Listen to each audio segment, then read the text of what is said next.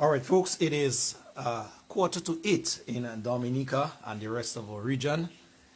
This is just a brief interview I'm going to have with a young man here this morning. I know for some of you it's sort of on the early side to be up and watching a discussion. But you know, with this kind of situation, I'm always on duty. And so the young man that you've seen in the frame, I'll be talking to him in just a while so that he'll be telling you all about himself. But just to put this discussion into context, on Wednesday of this week, that is the 16th of October 2024, today being the 19th of October 2024, so just about 3 days ago, the truck drivers in Dominica, they held a protest action in the Canefield area. Some of us, or if not all of us, we all know what went down there. But this young man, I saw him, I met him, and I also spoke with him at the protests the truck drivers had this Wednesday. He was very vocal, very passionate, I must say. And so I just decided this morning, I met him again and decided to have a conversation with him as to his feelings. Brother, good morning to you, sir. Good morning. Can you just speak up a bit? Project the voice. Good morning. How are you, brother? I'm good, and you? Yes, you have a very lovely smile this morning, I must say. Eh? Yeah, thank you.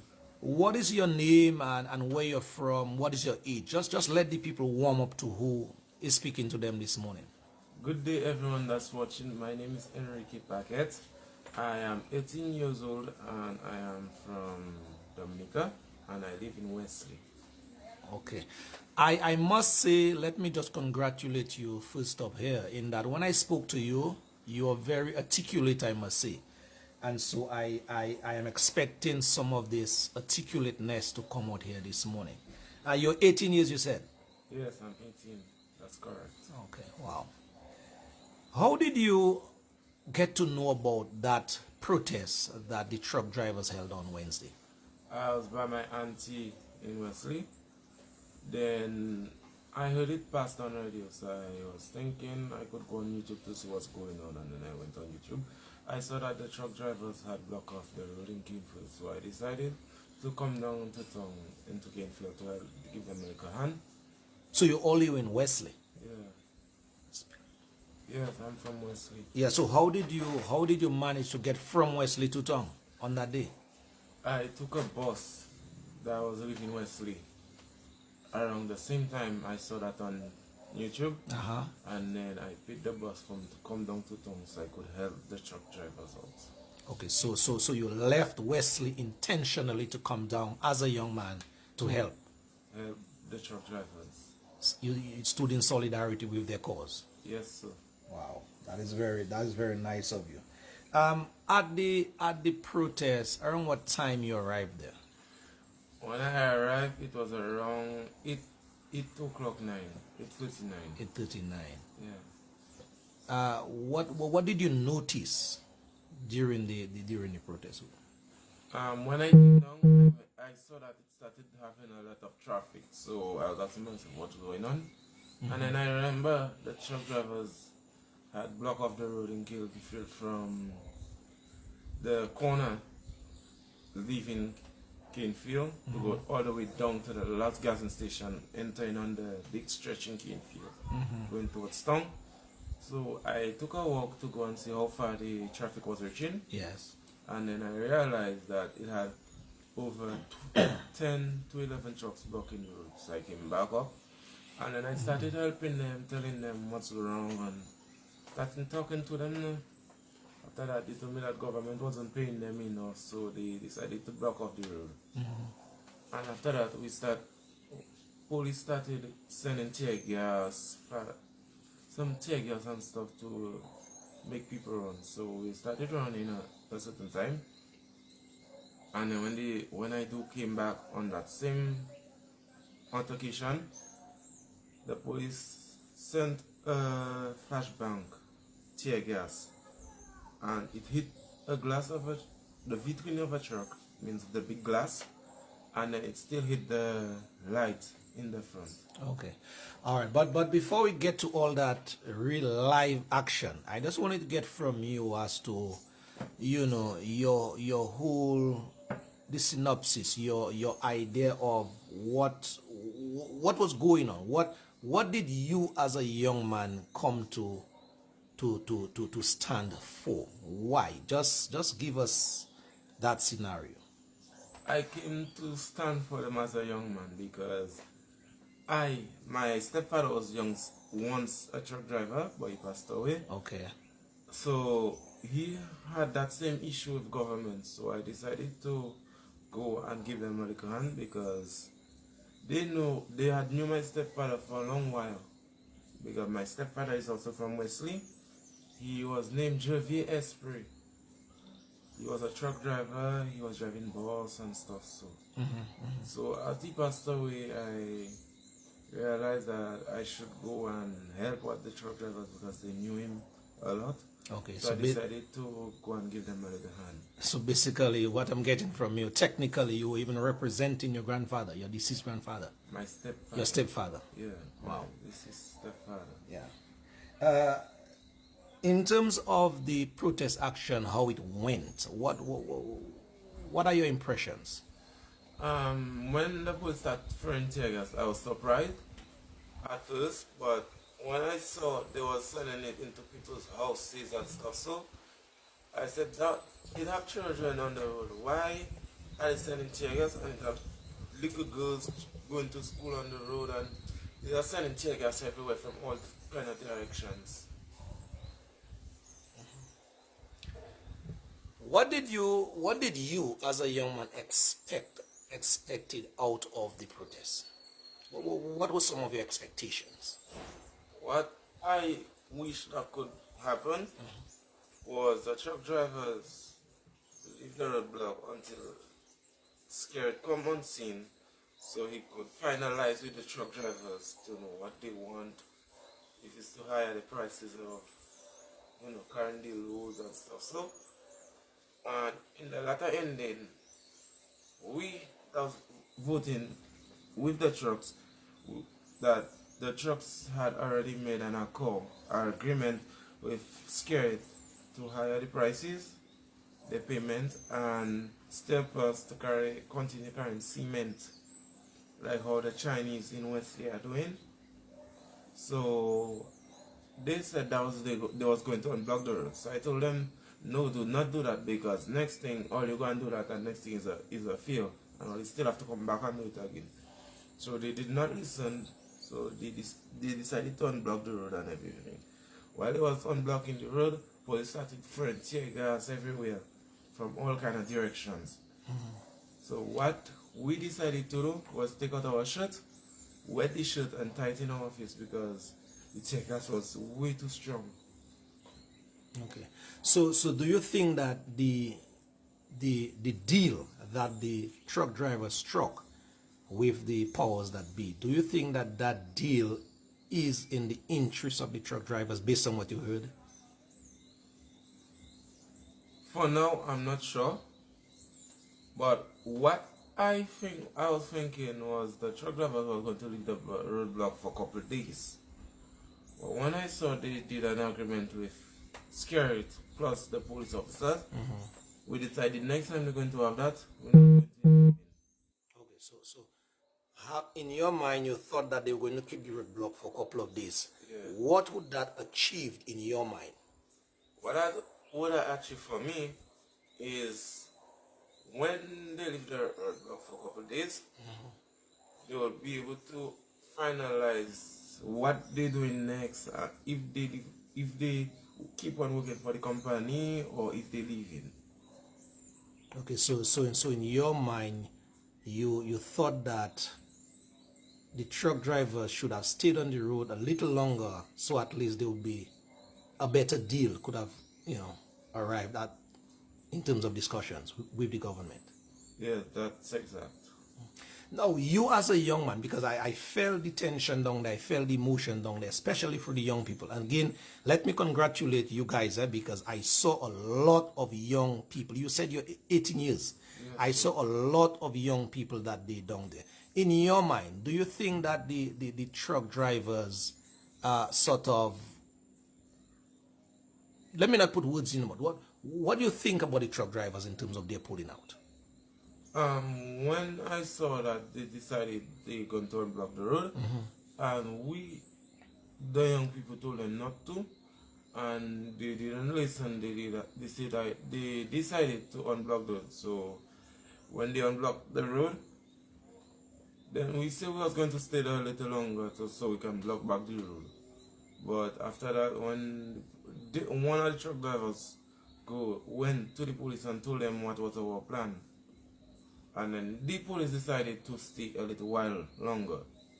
So we stayed until around 9-10 o'clock in the night, and then police started throwing tear gas, all kind of different tear gas, so they could make the crowd run. But after a while, the young men decided, I was not in it, decided to start throwing stones and stuff. So I said I was staying far away. Okay. So if the truck drivers, for example, would have, say, something, the deal that this truck was carried did not worked in their interest, and would call another protest, would you, Mr. Pacquette, Enrique Pacquette, support them? Yes, I would go again and support them, because the last time before Wednesday passed, when they had the protest, they said that what we should have done was to come together, like form a family, to help them out. So I decided when they're going to have another one, I'll be able to be there to support them more. Some of the sentiments of the young people on the day, especially when they realized finally that the truckers were going to pull out, unblock the road as it were, they were very dissatisfied. Why you think that some of them were dissatisfied, or the majority were dissatisfied? What I'm saying is, I was a little bit disappointed too, right? But we stayed almost the whole afternoon with the truck drivers trying to fight with them so they could hire the payment. And then at the latter ending, I see like it wasn't even worth it to coming out, making how much different people come out. The next thing is back down the back, So wow. So you as a young man, you felt sort of disappointed, as you said, would betrayed be too strong of a term? Did you feel betrayed by the truck drivers? Yes, I would have said that. You would say that. But you say if they would call you again and other young people, you'd ask young people to support them. Yes. Why do you think the truck drivers cause, whatever they're fighting for, more money, better working conditions, why do you think their cause is your cause, Mr. Enrique? Because my stepfather was working for that same company they're working for. Okay. And my stepfather used to have the same problem with that same company. So what my stepfather decided to do before he died, he decided to leave the truck company. And then he decided to buy a bus so he could be driving around with passengers.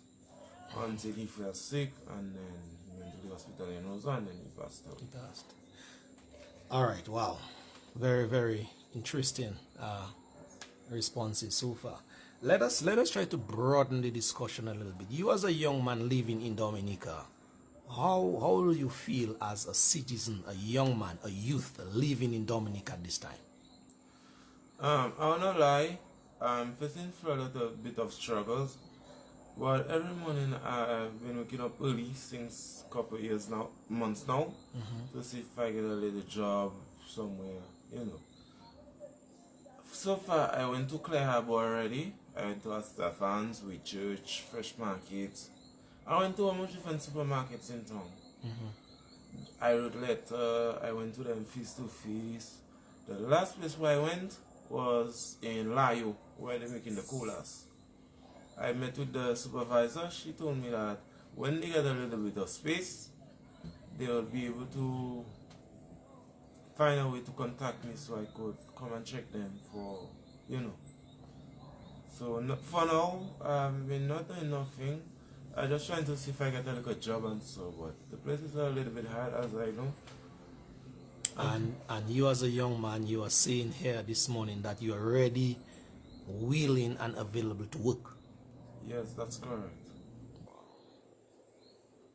How it is for you, getting up every day as a young man without a job in Dominica? Every morning when I wake up, Uh-huh. I, I pray to God to make the day pass well for me, and I try to keep away from trouble, try to see if I get a good job somewhere.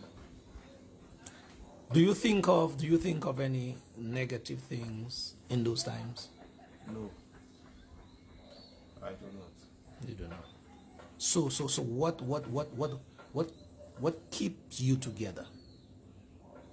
What hold you so strong that even amidst you not working, you cannot find a job in your country as a young man, you stay on the right track? Yes, I would stay on the right track. Because a wise man once told me, when you're looking for something, don't never give up. When you're looking for something, do like how you wish.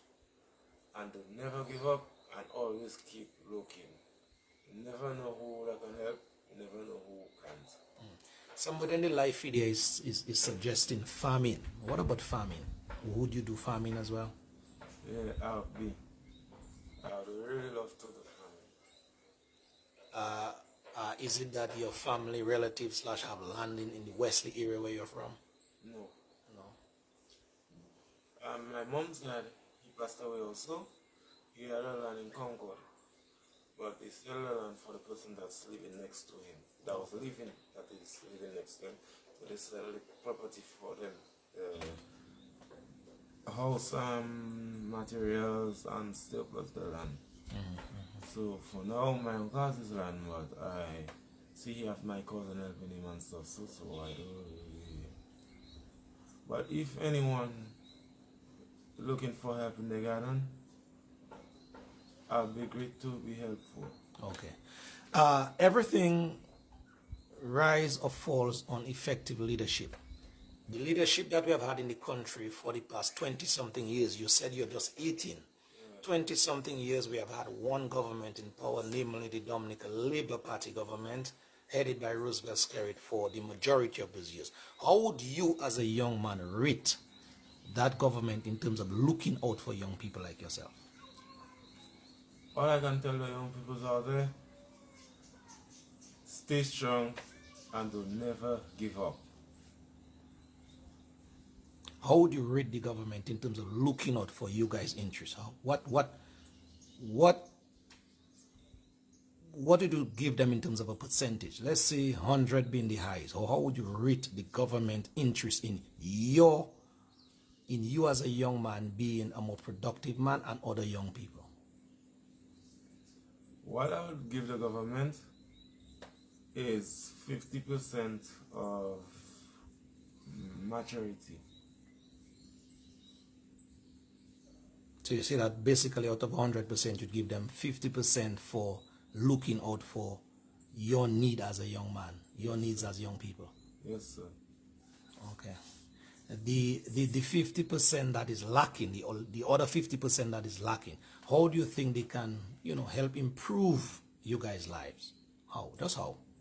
What would you be looking for from the government? How can they help you? What I would be more looking for from the government is helping all the young people that are out there, like helping them look for a job, different ways. They can get real help, like getting help to go to school, their school fees and different other stuff. So do you think that the government of the day has done enough in terms of getting jobs, doing innovative things to get you guys employed, gainfully employed, that is? I don't think that government is doing as enough as they would, but all I can say, the government has to keep on looking and trying to help the young ones like they were supposed to. There's a there's a word that says the future of any country depends on the young people. You're a young man. Do you think that Dominica has a future for you based on how things have been going? I don't really would say that, but Dominica is a place of comfort. But as the place is a little bit hard, I don't think Dominica is made for me. If you have a choice today or tomorrow to leave or stay in Dominica, meaning somebody offer you, boy, Enrique, let's go to Guadeloupe, let's go to Miami, let's go to wherever, would you opt for that or would you stay in Dominica? I'd rather leave Dominica than to stay. Wow. You said that a while ago, well, you appealed for a job. So anybody out there listening or watching the interview, he don't have a phone at the moment. Mr. Enrique, any other need you may have, what you'd want to appeal for? I need a phone, as he said. I need some clothes. What again? My passport I got lost. I said that to Emma the last time. She put it all over Facebook. Oh, Emma interviewed you the last time? Yeah. Oh, I didn't realize that. Yeah, she had interviewed me and I told her that my passport got lost and stuff. So. Okay. So I trying to see if I get a little job so I could make back my passport so I could leave Dominica to go either France, some kind of French places. You love the French territory? Yeah. Why? Because I went to school in Guadeloupe. Okay. So I'm speaking French, I'm speaking Creole. So anytime a French person comes to Dominica and they don't understand what Dominicans are saying, I can try to read it in French. Or the person is talking English for the French person, and I can tell them what they are trying to say in French to the French person. So you can do some translation. Yeah. Okay. As we on that, give us a little something of the French. What can you just say briefly? Nothing too long. Okay, what we're talking about now, your situation. Just give us a little line or two about your situation in French. Par exemple, moi, je cherche un travail, mais je trouve que la Dominique est un peu compliquée. Mais ceux qui regardent cette vidéo, si vous voulez besoin d'aide dans vos supermarchés, vos magasins, quel que soit l'aide que vous voulez, vous pouvez me retrouver en ville au niveau de la marché à Roseau, près de KFC. Vous pouvez aussi me trouver près de ferry terminal where express is coming in and the stuff like that. Okay. Mr. Pacquette, I don't want to leave you longer read that interview, but anything else that is on your mind you want to spell out there, put out there? Anything else? Anybody out there you want to say hi, hello to as we conclude in just a bit? I'd really love to say hello to my mom, my sisters, my aunties that's in Antigua, also my grandmother that's in Guadeloupe, and my other family beyond and abroad. Okay. Finally, what would you say to the other young people out there like yourselves who may be in the same predicament like you? All I can say, the young ones that are outside there, keep strong and keep looking. Don't never give up. Yeah. Well, Mr. Enrique Pacquette is your name. He said, thank you very much for taking the time off to speak to me this morning. As I said, I did not know you from Adam before Wednesday of this week, where I saw you as a young man on the protest line in solidarity with the truckers. You were very, very vocal. You were very articulate as well. You were very passionate. And so whenever I see talent, I recognize talent. And so when I came out from the market this morning and I saw you, I stopped and I asked you, can I have a word with you? And you told me yes, and we had this conversation. And, you know, I just asked you to have this brief interview here.